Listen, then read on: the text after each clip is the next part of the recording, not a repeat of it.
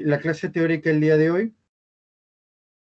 Miren, el día de hoy vamos a ver patología del aparato o de los órganos linfohematopoyéticos. Es un tema bastante interesante, bastante extenso para el que ha leído el libro y a veces está un poco confuso. Veamos lo siguiente. Cuando vemos este tipo de lesiones o de este capítulo, se engloban algunos conceptos. Se engloba la leucopenia, la leucocitosis, proliferaciones reactivas ganglionares, así se llama, neoplasias linfoides, neoplasias mieloides. Lo cierto es que un alumno de medicina medianamente leído tendría que revisar por lo menos el Robbins, si es que no tiene nada que hacer, como yo siempre digo, o el libro de la OMS, que es, digamos, esta es la última clasificación, en la cual se encuentra englobado todos los tipos de tumores de esta naturaleza.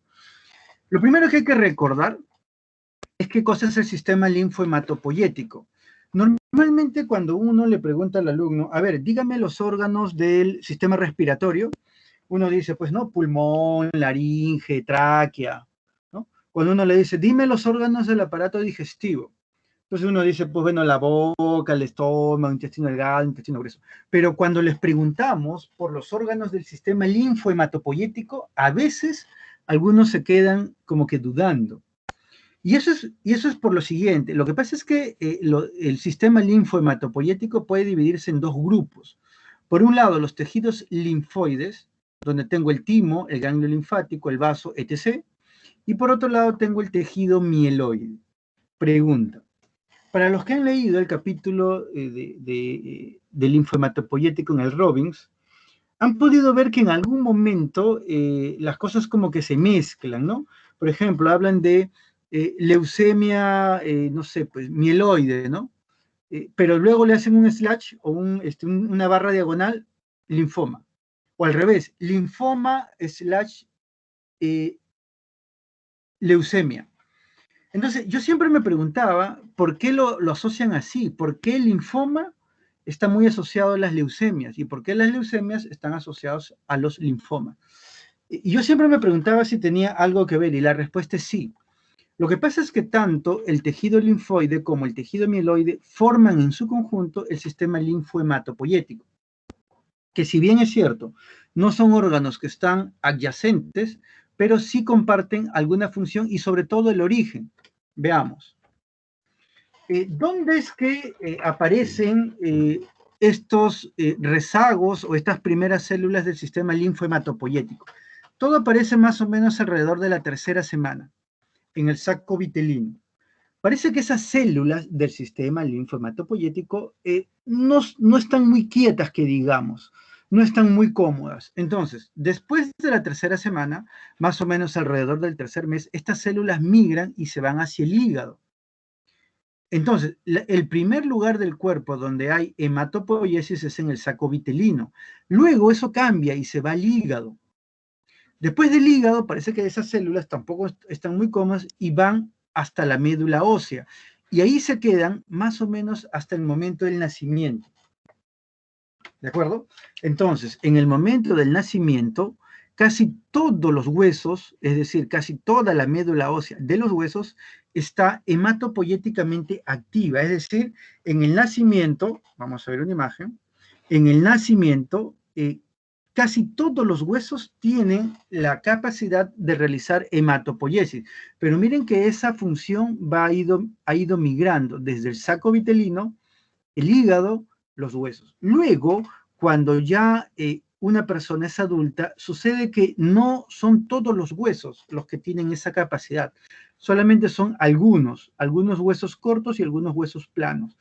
El cráneo, la columna, las costillas, la clavícula, el esternón y la cresta ilíaca. Eso explica por qué en un paciente adulto, cuando se quiere evaluar o se quiere estudiar la médula ósea, se hace una biopsia de la cresta ilíaca. Ahora, eso es desde el punto de vista topográfico, desde el punto de vista anatómico. Pero ¿qué desde el punto de vista celular, desde el punto de vista histológico? Aquí, a nivel del saco vitelino, miren, tenemos que hay una primera célula. Esta es la célula madre. ¿ya? Que aparece en el saco vitelino más o menos en la tercera semana. Luego, esta célula madre va a tomar dos caminos. Va a tomar la línea linfoide, que está aquí a la izquierda, y la línea mieloide, que está aquí a la derecha. ¿De acuerdo? Luego, cada una de esas células va a seguir una serie de divisiones. La línea mieloide finalmente se va a convertir en neutrófilos, monocitos, eosinófilos, basófilos, en fin. Y la línea linfoide es la que va a terminar en, por ejemplo, los órganos linfoides. Vamos a ver. Ahí está. Entonces, dicho eso, vayamos a ver algunos conceptos. ¿A qué se refiere cuando hablamos de leucocitosis?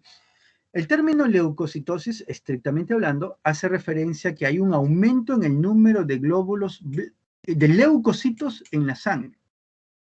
¿Sí? Ahora, normalmente cuando un paciente tiene leucocitosis, no siempre, pero casi siempre, está asociado a estados inflamatorios. Ese es un primer concepto que quisiera que tengan en cuenta. Y es lo típico, ¿no? Un paciente llega a la emergencia con fiebre, con malestar, se le hace rápidamente un hemograma para ver si hay leucocitosis, que quiere decir que ha aumentado el número de leucocitos, ¿sí? Y cuando el paciente tiene eso, tiene una leucocitosis, es decir, ha aumentado el número de leucocitos, casi siempre uno de manera automática lo asocia a una infección. Y eso no es del todo correcto porque hay muchas causas de leucocitosis que nada tienen que ver con la infección. ¿De acuerdo? Por ejemplo, aquí miren las causas. Obviamente, un aumento, o sea, una causa de leucocitosis es que aumente la producción en la médula ósea. ¿De acuerdo? Entonces, yo digo, ¿por qué aumentan los leucocitos? Aumenta porque digamos que la producción se ve incrementado en la médula ósea. ¿Y eso por qué? Como dice acá, por una infección, por un efecto paraneoplásico, por un trastorno mieloproliferativo.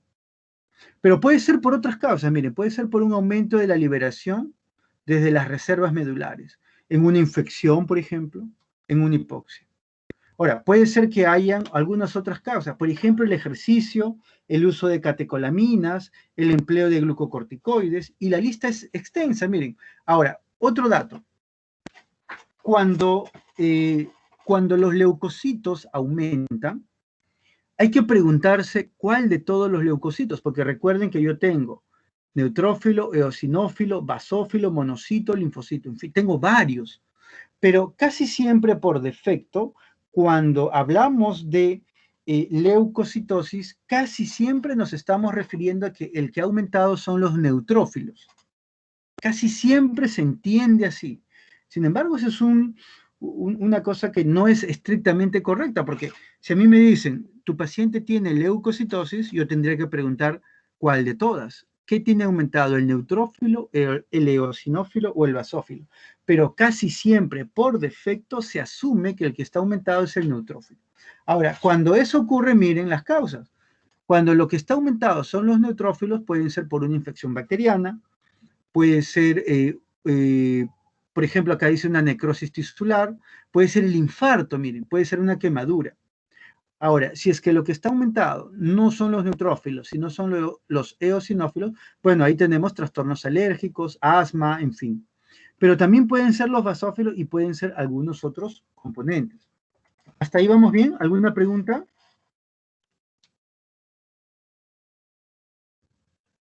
Participen, ¿eh? La idea no es que esto sea un monólogo. No hay preguntas, continuamos. Ahora, otra alteración muy común, ¿sí? ¿Por ahí alguien quería participar?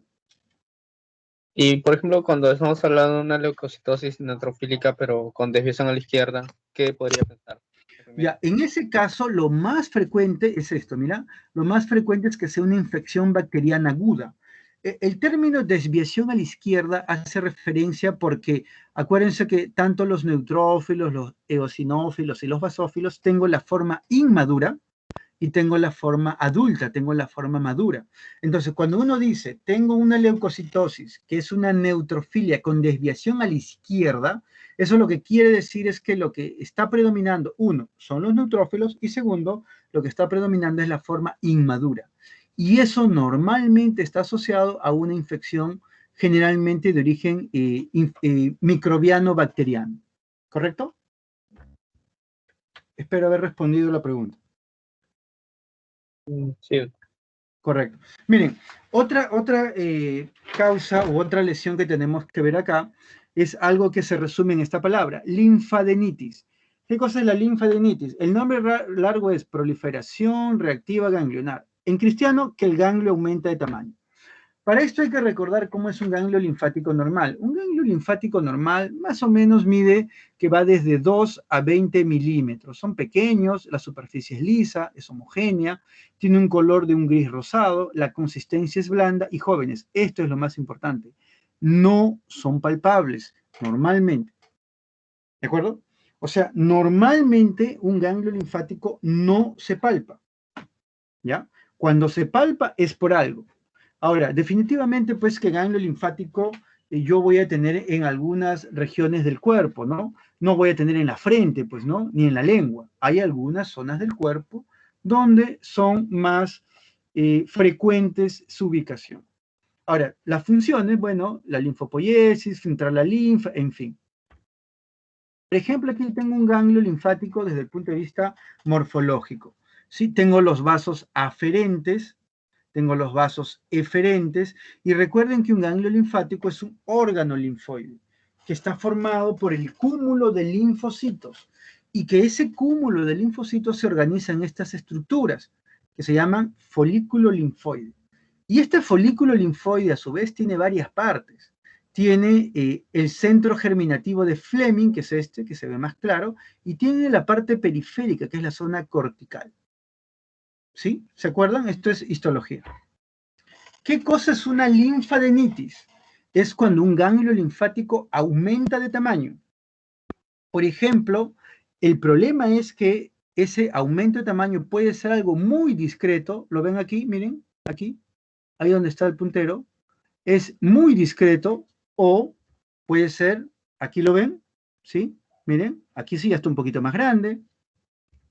Aquí obviamente es un poco más grande. Si queremos ir, miren, ya eso creo que es bastante evidente. Ahí también y ahí también. ¿Qué les llama la atención del último dibujo para con el primero? El primero, ese, es casi imperceptible. Hay que tener mucha agudeza para poder identificarlo. Mientras que el último, obviamente, es más fácil, ¿sí? Eso, digamos que es más sencillo. En fin, ¿sí? ¿Hasta ahí alguna pregunta? ¿Vamos bien?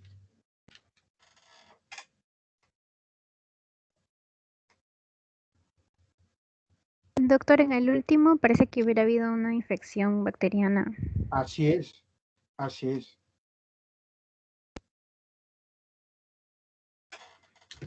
Entonces, miren cómo va de algo muy, muy pequeño hasta algo más grande. Y efectivamente, como dice su compañera, por ejemplo, en esa imagen que está en el medio, además del crecimiento, lo que hay es una infección sobreagregada. ¿Sí?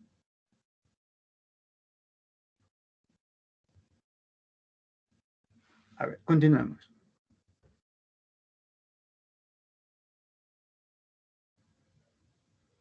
A ver, perdón, un momento, ¿sí?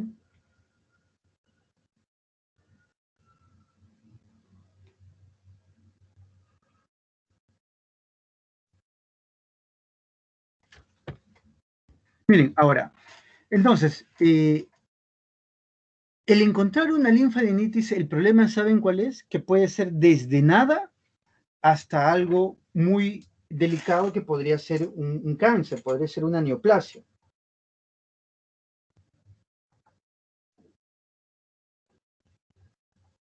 Entonces, la forma de evaluar eso, la forma de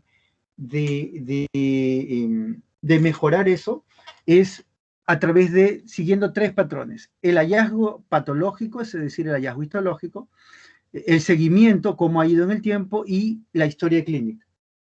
¿Sí?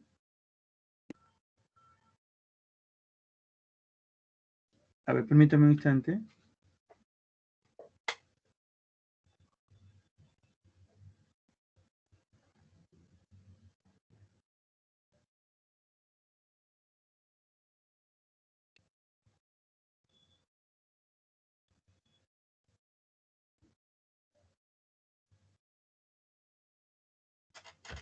Entonces, miren, acá tengo, por ejemplo, esta paciente. Ahí la flecha está señalando la lesión. Entonces, ahora la pregunta es, ¿y por qué crece el ganglio? Seguramente muchos de ustedes han tenido aquella situación en la cual tienen una infección en la garganta, ¿correcto? Una infección en la garganta y de pronto les crece un ganglio por acá, ¿no? Aquí como esta señora, ¿no? Le crece un ganglio. La pregunta es, oiga, pero si la lesión está en mi garganta, ¿por qué creció el ganglio? Lo que pasa es que el ganglio crece, y eso se llama linfadenitis, justamente como una especie de una respuesta, ¿sí? Por eso es que crece. Ahora, ese crecimiento puede ser agudo o puede ser crónico, es muy variable. Entonces hay una forma de poder evaluarlas. Va a depender, por ejemplo, si queremos hablar solamente de la evolución en el tiempo, vamos a hablar de la aguda y vamos a hablar de la crónica. Pero si queremos hablar de qué tipo o qué parte del ganglio es el que se va a afectar, bueno, podemos mencionar que hay una linfadenitis folicular, paracortical y sinusal. Veamos para que se entienda mejor.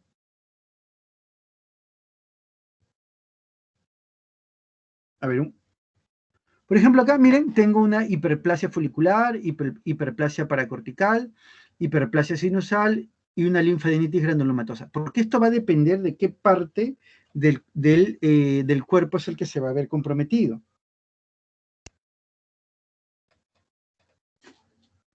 Veamos. Por ejemplo, aquí, miren, ¿recuerdan a ese paciente?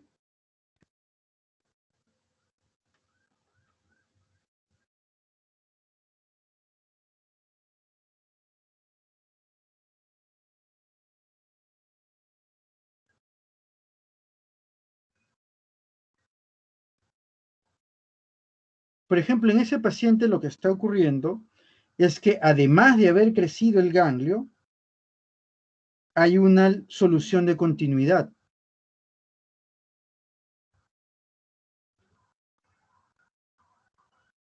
Permítanme un instante, por favor.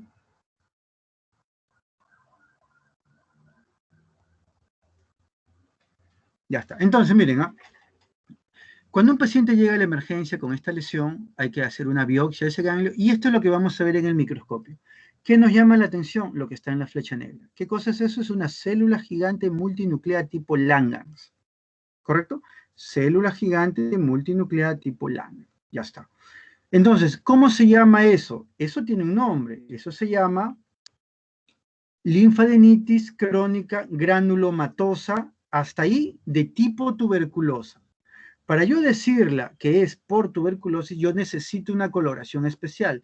¿Recuerdan cómo se llama la coloración que permite identificar al bacilo de la tuberculosis?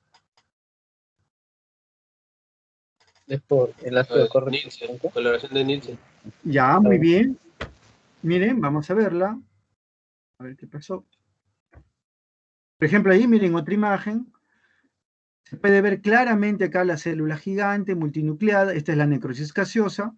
La célula gigante, la necrosis gaseosa. Ahí está.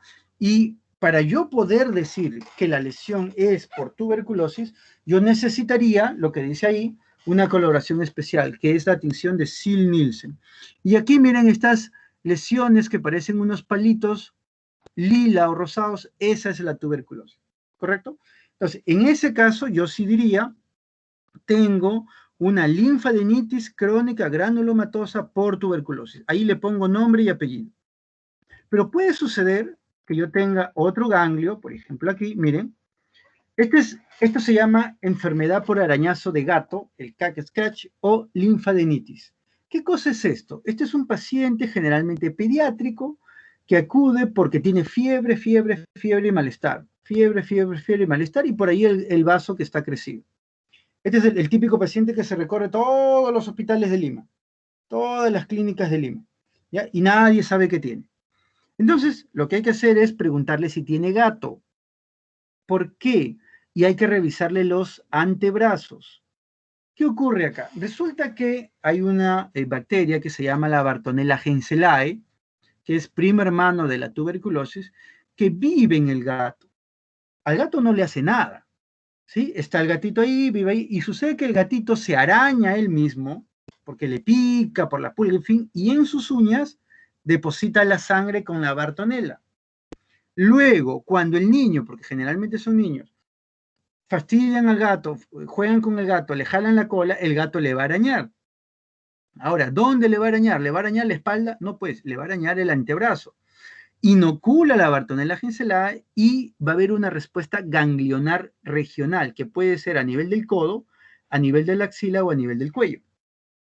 Entonces, este niño va a llegar con un ganglio crecido, al microscopio vamos a ver esto de acá, ¿sí? Y necesitamos una coloración especial, que en este caso es la coloración de Wartin-Starry. Y con eso yo voy a demostrar la Bartonella henselae, ¿sí? Ya está. Ahora, pero hay otro caso que es muy común sobre todo en la población pediátrica, que se caracteriza por el crecimiento ganglionar, sobre todo a nivel cervical, y eso se llama linfadenopatía por virus por Epstein-Barr. El Epstein-Barr es un virus que va a producir algo que se llama la mononucleosis infecciosa. Es un cuadro inflamatorio muy común en la población pediátrica, es muy, muy común, ¿sí? Ahora, a ver, hasta aquí alguien que haya leído, seguramente por ahí ha revisado que el Epstein-Barr tiene que ver con un linfoma. ¿Alguien ha revisado eso? Como de Con la Burkitt. de Hopkins. Más que el de Hodgkin, el de Burkitt, correcto. Entonces, y alguien dirá, oiga, pero si es así, entonces quiere decir que este niño va a ser linfoma de Burkitt. No, ojo, el Epstein-Barr, que es un virus, que es cosmopolita, es decir, está en todo el mundo, está en todo el planeta, no necesariamente el hecho que yo tenga Epstein-Barr voy a ser linfoma. ¿Por qué? Porque ya les decía que en la población pediátrica es muy frecuente que afecte y produce algo que se llama mononucleosis infecciosa. El ganglio crece y asimismo desaparece. Pero sí es verdad que el Epstein-Barr está asociado con un tipo de neoplasia. Durante mucho tiempo no se sabía exactamente cuál era el mecanismo por el cual el Epstein-Barr producía el cáncer o producía los linfomas, ¿ya? Porque no estaba muy estudiado eso.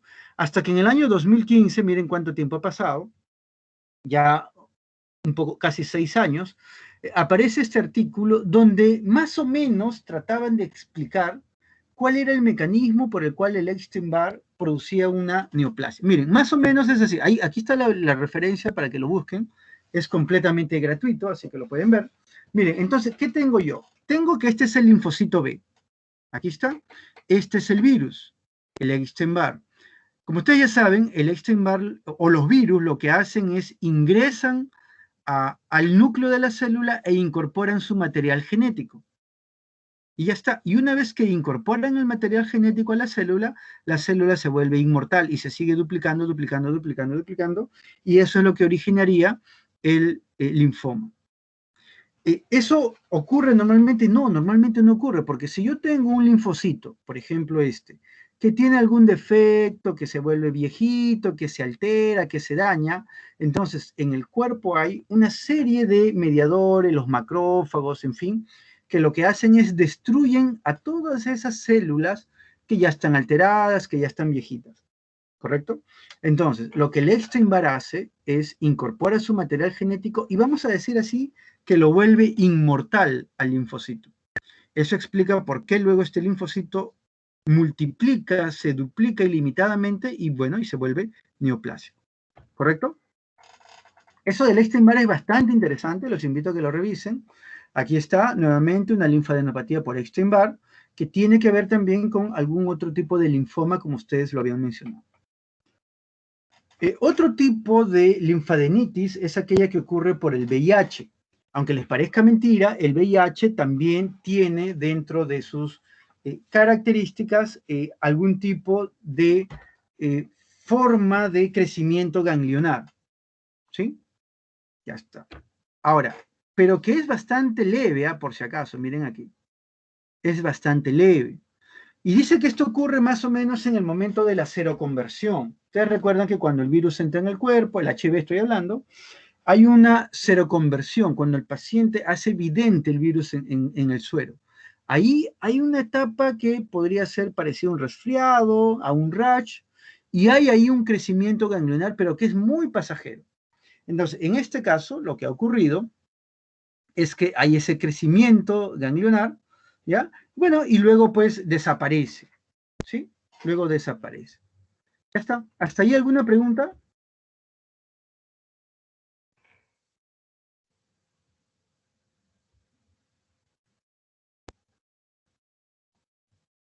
¿Vamos bien? ¿Están ahí o ya se durmieron ya? Sí, doctor, siga. Ya, correcto. Ahora, Sí, doctor. hasta ahí son lesiones que digamos son benignas. Miren el amplio abanico, la amplia gama de lesiones que tienen los ganglios linfáticos. Pero lo peor que podría pasar cuando un ganglio linfático crece es que se deba a una neoplasia. Se deba a una neoplasia linfoide, y eso yo le llamo linfoma. Cuando yo estaba haciendo la especialidad de anatomía patológica, fui a una clase en el INEN, en el Instituto Nacional de Enfermedades Neoplásicas, y hablaron sobre los linfomas. Y para ser honesto, los linfomas pues es un poco árido, es un poco desabrido, es un poco complicado, ¿no? Para el que algo ha leído, ha visto pues que hay un montón de linfomas, el linfoma folicular, el linfoma de Burkitt, el anaplásico, el de células peludas, en fin, y hay una serie de nombres. Y normalmente es bien confuso. Entonces, yo también fui a una charla y la verdad que estaba un poco aburrido, pero algo que me llamó la atención fue lo siguiente, que mencionaron lo siguiente, dijeron, obviamente el que exponía era un gringo, era un americano, que venía del MD Anderson, que es un hospital de los Estados Unidos, y él dijo, miren, yo sé que esto es aburrido, pero les quiero decir 3 verdades absolutas. ¿Ya? Una verdad absoluta es algo que no se puede refutar. Y él dijo, la primera verdad absoluta es que todos nos vamos a morir. Bueno, y es verdad, pues no todos nos vamos a morir. Luego, él dijo, la segunda verdad absoluta, por lo menos en Estados Unidos, es que todos pagamos impuestos. Obviamente todos los peruanos nos reímos porque en el Perú es al revés, ¿no? En el Perú casi nadie paga impuestos. Y dijo, y la tercera verdad absoluta es que la clasificación de los linfomas siempre va a cambiar. ¿Ya? Entonces, ¿y por qué lo digo? Mire, y eso yo le estoy hablando del 2006, cuando yo estaba haciendo la especialidad. Y él dijo, ¿por qué? Porque siempre en los linfomas la literatura va a ir cambiando, el punto de vista va a ir cambiando. Y ya, y lo dejó ahí.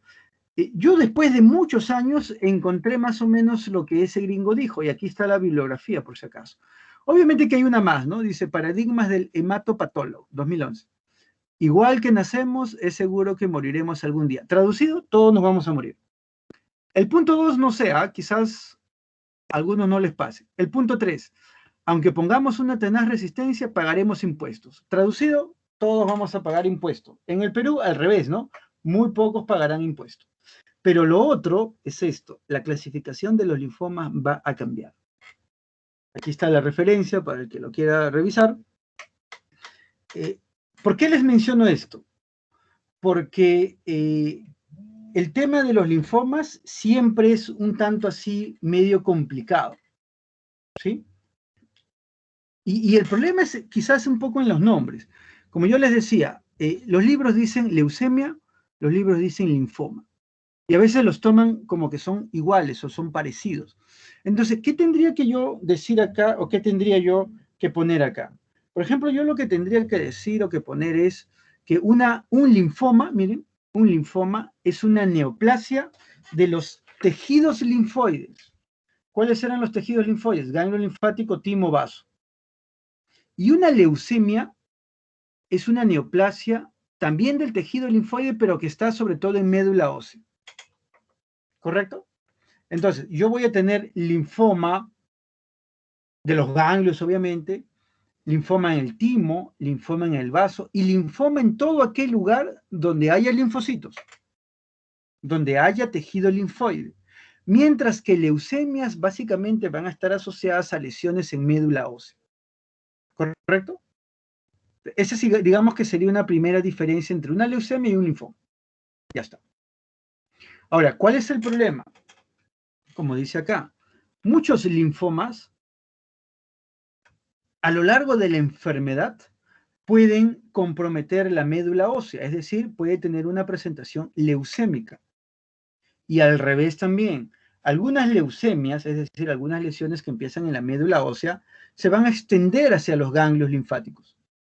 ¿Ya? Quizás ahí viene un poco el problema. Ahora, ¿cómo vamos a clasificar a los linfomas? Los linfomas se van a clasificar de distinto tipo, teniendo en cuenta, por ejemplo, las características morfológicas, o teniendo en cuenta sus características inmunofenotípicas, o teniendo en cuenta sus características genotípicas o características clínicas. Bueno, hay un montón de formas de cómo clasificar a los linfomas, ¿sí? Uno de ellos, por ejemplo, es teniendo en cuenta cuántos tipos de linfocitos tenemos. Y yo sé que ustedes van a decir que hay varios tipos de linfocitos, porque es verdad, pero en términos prácticos vamos a considerar que hay dos tipos de linfocitos, los linfocitos B y los linfocitos T. ¿De acuerdo? Ahora, aquí está lo que yo les decía, la clasificación de los linfomas. La clasificación de los linfomas ha ido cambiando. El ente internacional rector de lo que es la clasificación de los linfomas es la WHO o el WHO, que es la Organización Mundial de la Salud. Entonces, los expertos se reúnen, no puse la foto, se reúnen cada cierto tiempo y dicen, miren, esta va a ser la clasificación de los linfomas. O en realidad, como dice acá, de los tumores de, miren, los tejidos linfoides y hematopoyéticos. ¿De acuerdo? Tejidos linfoides y hematopoyéticos. Esa, digamos, que va a ser la clasificación. ¿De acuerdo?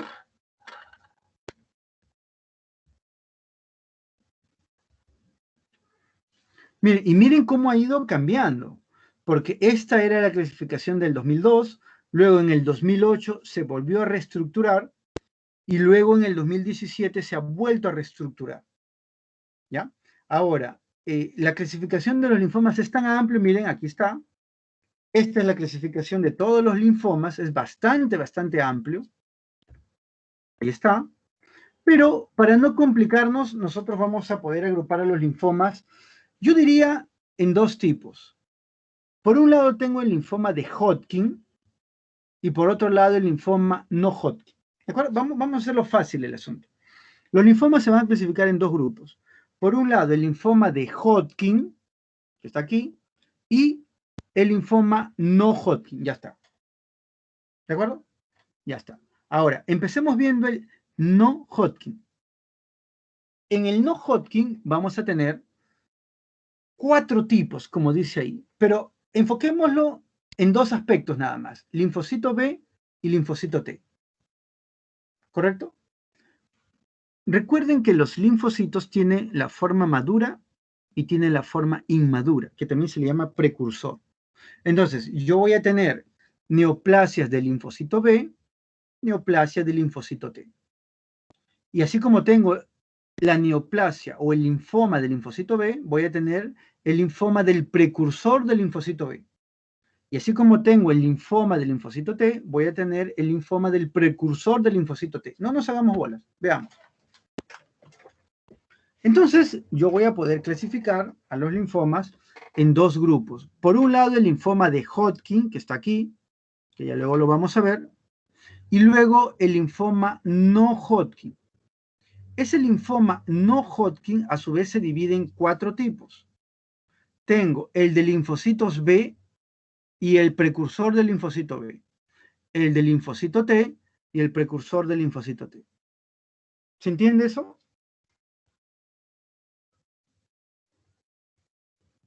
Sí, se entiende, doctor. Ya está. Listo. Ahora, que dentro de los linfomas de linfocitos B hay un montón, sí, pues hay un montón. Dentro de los linfomas de linfocitos T hay un montón, sí, pues hay un montón también. Pues miren todo lo que hay. Eso mismo está aquí. Tengo los linfomas Hodgkin y todititos los demás que son no Hodgkin. ¿Correcto? Ya está. No nos compliquemos, ya está. Ahora, durante mucho tiempo se preguntaba, ¿qué causa un linfoma? y no se sabía exactamente cuál era la causa de un linfoma. Sí se sabía que había una asociación con el Epstein-Barr y todo eso, pero digamos que exactamente no había algo muy claro, hasta que se demostró que un factor etiológico son algunas translocaciones, aquí están, y algunas mutaciones. Pero hay también otros factores, como los factores genéticos, factores hereditarios. Por ejemplo, el síndrome de Down es un factor de riesgo, la neurofibromatosis tipo 1 es un factor de riesgo, el síndrome de Bloom, la anemia de Fanconi, y en fin, y así hay varios entidades que son factores de riesgo para el linfoma. Pero miren, qué curioso, aquí hay otros factores de riesgo. El HTLV1, el virus de Epstein-Barr, el herpes 8. ¿Alguien recuerda qué cosa es el herpes 8? Sarcoma de Kaposi, asociado. Ya, sí, correcto, produce sarcoma de Kaposi, es correcto. Miren, los herpes, aquí hay una lista grande de ellos. El herpes 1, que es el mal llamado oral, el herpes 2, mal llamado genital, el herpes 3 no es otra cosa que varicela zoster, el herpes 4 es el Epstein-Barr. Aunque ustedes no crean, el virus de Epstein-Barr es un tipo de herpes. Es el virus herpes tipo 4. El herpes 5 es citomegalovirus, el herpes 6, el herpes 7 y el herpes 8 efectivamente es el que produce el sarcoma de Kaposi. Pero tengo también, miren, todos estos otros factores de riesgo para producir linfoma. Entonces, las causas de un linfoma actualmente ya se pueden determinar que pueden ser todas estas. Translocaciones cromosómicas, factores genéticos, virus. Y miren, puede haber también factores iatrogénicos y el tabaquismo, jóvenes. No fumen. ¿Ya está? Listo. Ahora, enfoquémonos ahora en el Hodgkin y el no Hodgkin. Clásicamente se les ha hecho la distinción porque, por ejemplo, de los dos, el que es más frecuente es el no Hodgkin. Más raro es el Hodgkin. El más agresivo es el no Hodgkin. Más leve, más tenue es el de Hodgkin. ¿Correcto? Y aquí hay algunas características que permiten, diferenciarlos. Eso es lo que habíamos visto. A ver, veamos ahora el linfoma de Hodgkin. Miren, el linfoma de Hodgkin hasta hace algún tiempo eran de 4 tipos, que se llamaba esclerosis nodular, celularidad mixta, rico en linfocitos y pobre en linfocitos o depresión linfocitaria, así se llama. Esto era lo que había anteriormente, ¿ya? Y el linfoma de Hodgkin se caracteriza básicamente por la presencia de esta célula. ¿Alguien sabe cómo se llama esta célula? ¿Alguien ha revisado?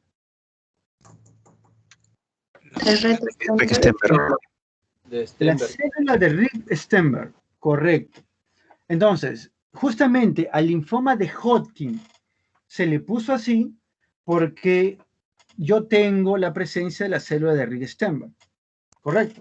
Y esa célula de Rick-Stenberg tiene algunas características inmunohistoquímicas determinadas, ¿ya? Entonces, veamos. Miren, vamos a hablar del linfoma de Hodgkin. La pregunta es, ¿por qué le pusieron así a la célula de Rick-Stenberg? Bueno, porque fueron estas personas las que lo describieron. Ya está. Pero este linfoma de Hodgkin tiene una peculiaridad, que el componente tumoral es bastante pequeño en proporción con el componente no tumoral. Me explico. Veamos. Por ejemplo, veamos aquí.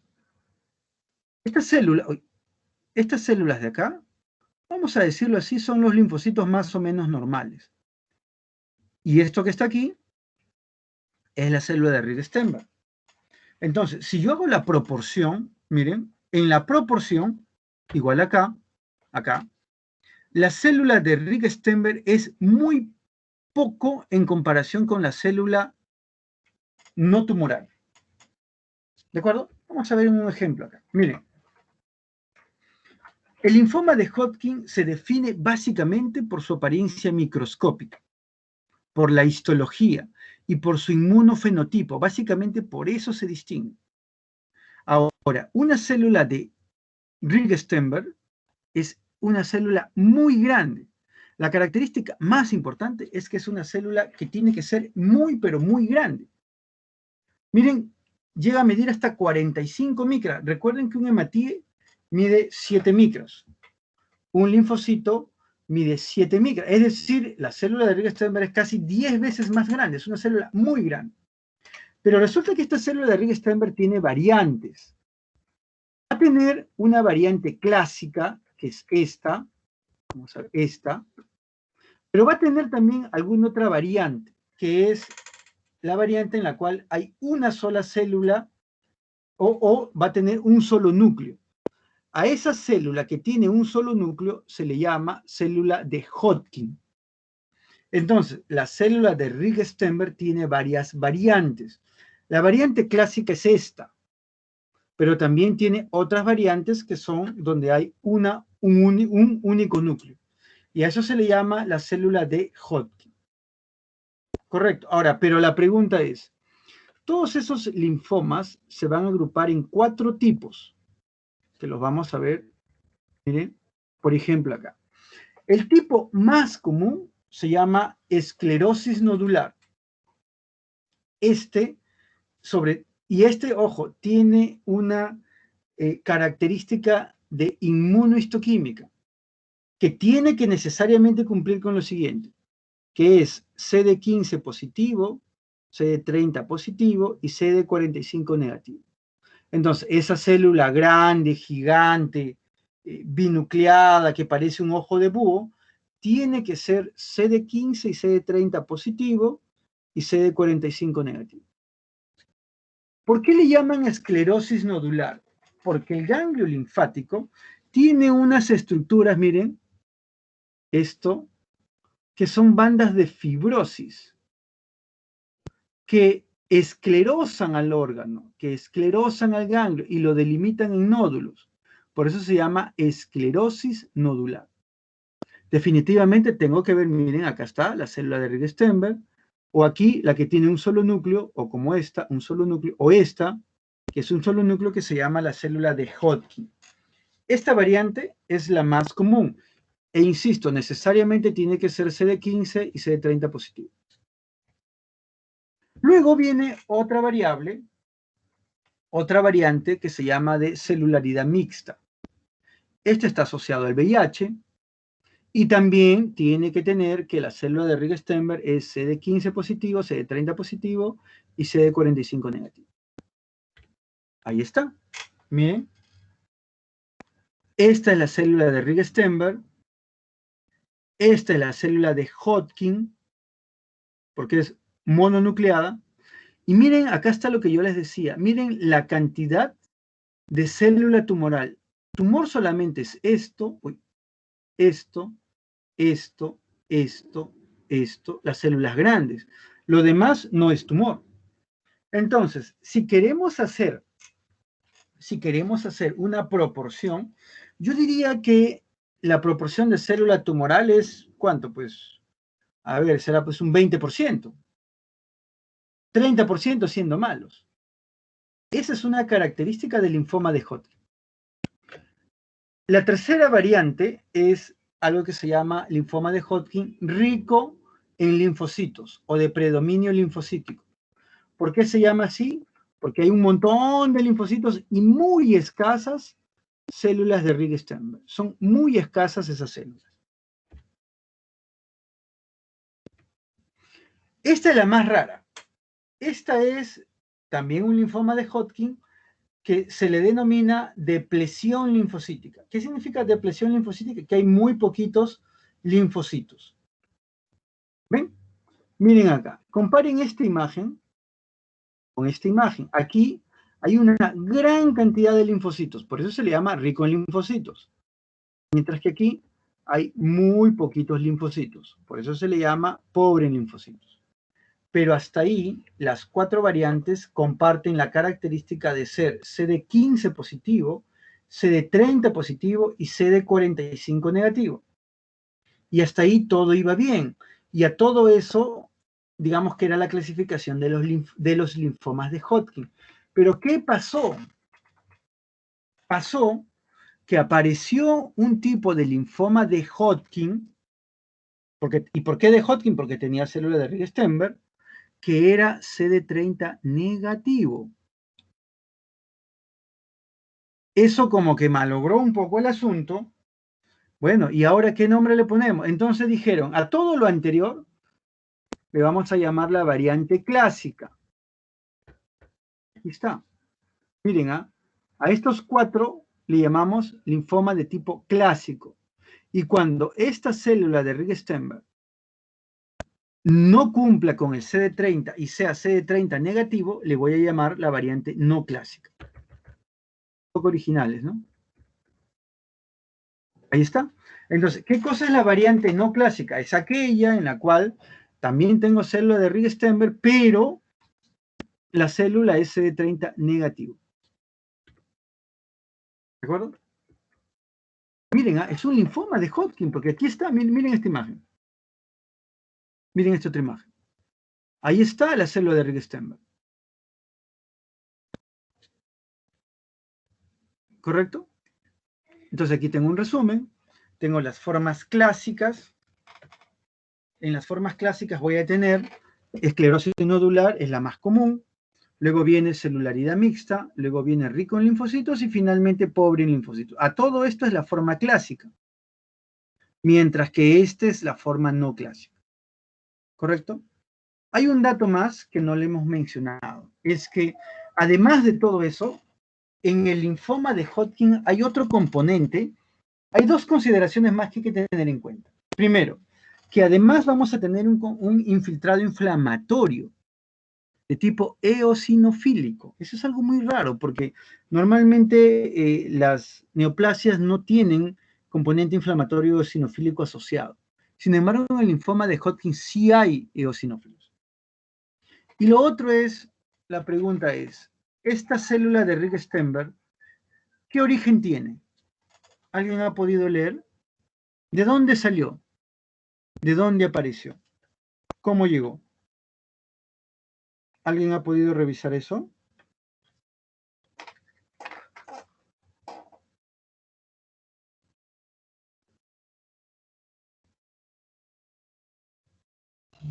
De los linfocitos B. Ya, muy bien.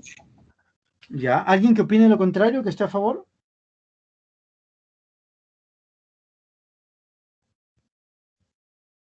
Porque miren, la pregunta es,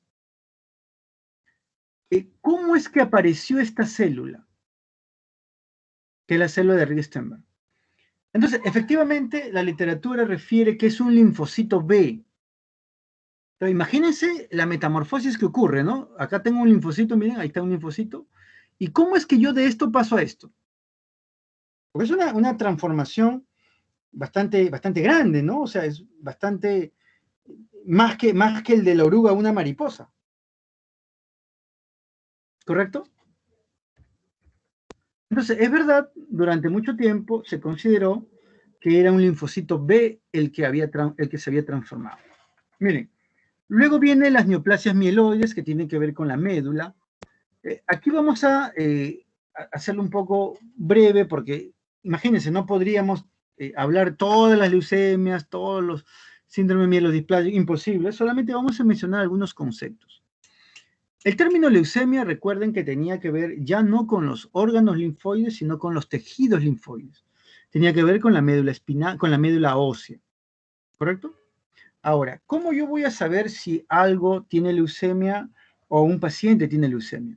Siempre recordando lo normal. Recuerden que si esto es un extendido de sangre periférica, lo que más va a haber son glóbulos rojos.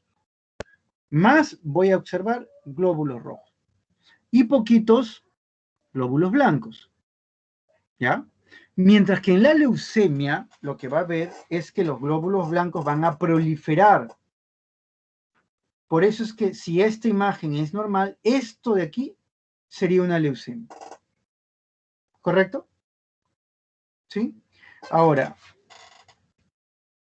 como dice acá, las neoplasias mieloides afectan principalmente a la médula, en menor grado los órganos hematopoyéticos sí, y se van a agrupar en 3 categorías.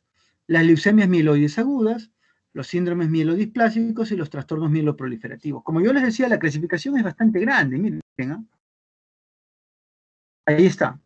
Es bastante enorme, ¿no? No vamos a pretender, pues, en una hora tratar de mencionarlas todas, ¿no? No podríamos tampoco. ¿Sí? Ya está. Pero sí hay que tener en cuenta 3 cosas, ¿no? Que también la leucemia, por ejemplo, es causada por una mutación que puede ser adquirida, ¿sí? Y se van a clasificar según la OMS, la leucemia mieloide aguda, ojo, la leucemia mieloide aguda va a tener cuatro categorías. La leucemia mieloide aguda con aberración genética, la leucemia mieloide aguda con característica de tipo síndrome mielodisplásico, la leucemia mieloide aguda relacionada con el tratamiento y la leucemia mieloide aguda sin otra especificación. Es bastante complejo, son varios, miren, aquí están, ¿sí? Que en este momento no viene al caso que entren en mucho detalle, ¿no? Quizás el que va a ser hematólogo o quizás el que va a ser oncólogo. ¿Correcto? Ya está.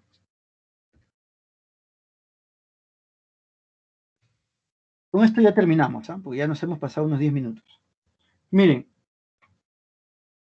el tema de los linfomas genera mucha polémica por lo siguiente. Recuerden que el linfoma de Hodgkin inicialmente no se le llamaba linfoma de Hodgkin, se le llamaba enfermedad de Hodgkin. ¿Correcto? Se llama enfermedad de Hodgkin. ¿Por qué? Porque inicialmente cuando se describió no se consideraba pues una neoplasia maligna.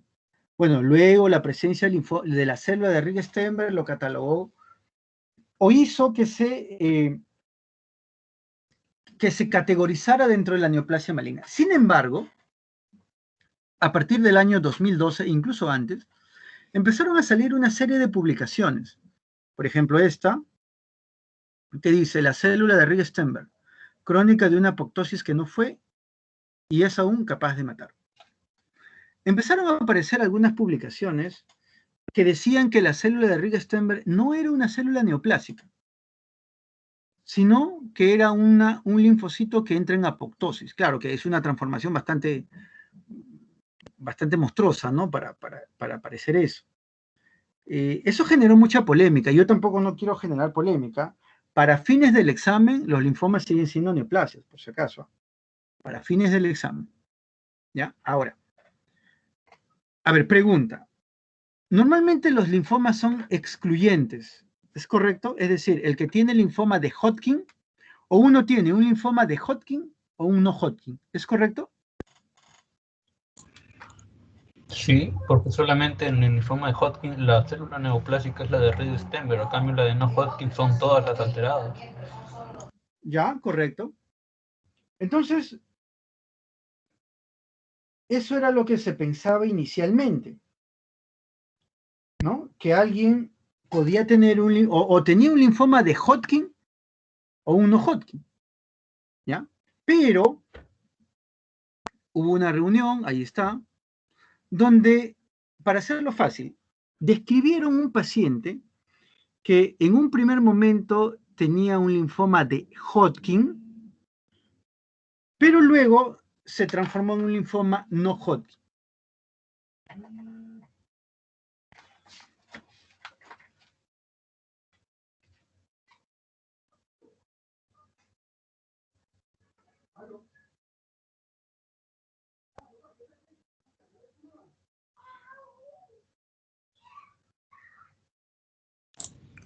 Doctor, no se le escucha.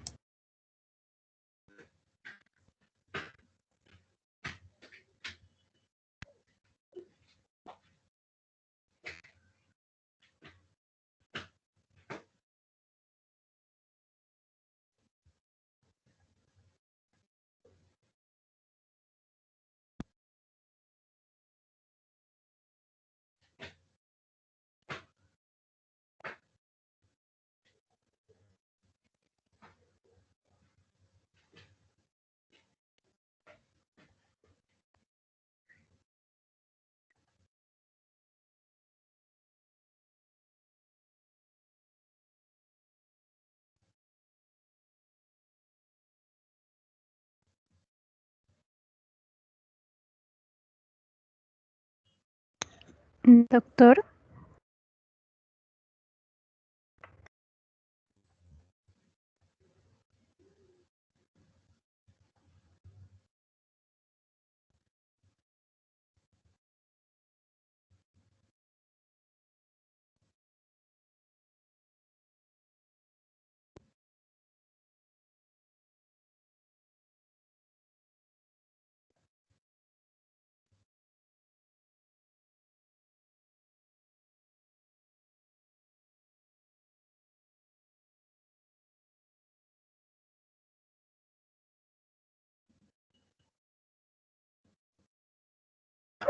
doctor,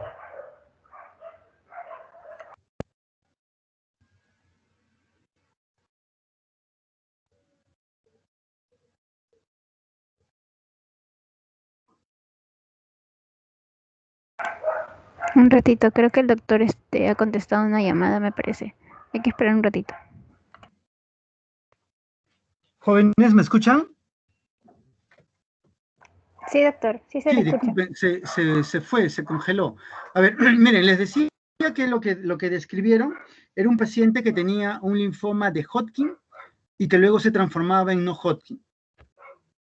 A eso le llamaron linfoma de la zona gris, es decir, un linfoma que tenía características intermedias entre Hodgkin y no Hodgkin.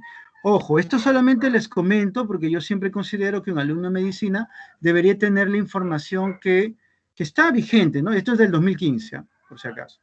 Y lo que es peor, luego, y aquí está, miren, aquí está otra bibliografía, linfoma de la zona gris, ¿no? Características intermedias entre un linfoma no Hodgkin y luego un linfoma Hodgkin. Insisto, yo no quiero generar polémica, ni rayarlos, ni complicarlos, pero para fines del examen solamente va a ser linfoma Hodgkin y linfoma no Hodgkin, ¿correcto? Luego, es más, ha habido algunos otros reportes donde mencionan, por ejemplo, que la célula de Rieger-Steinberg no solamente es B, sino también puede ser T. O sea, al final es un arroz con mango, ¿ya? Pero insisto, para fines del examen, vamos a considerar que la célula de Rieger-Steinberg tiene origen B, ¿correcto? Solamente esto les compartía para que vean que la clasificación de los linfomas pues efectivamente pues varía, ¿no? ¿Correcto? Sí, doctor. Muy bien. ¿Alguna pregunta? Una clase bastante interesante, ¿ah?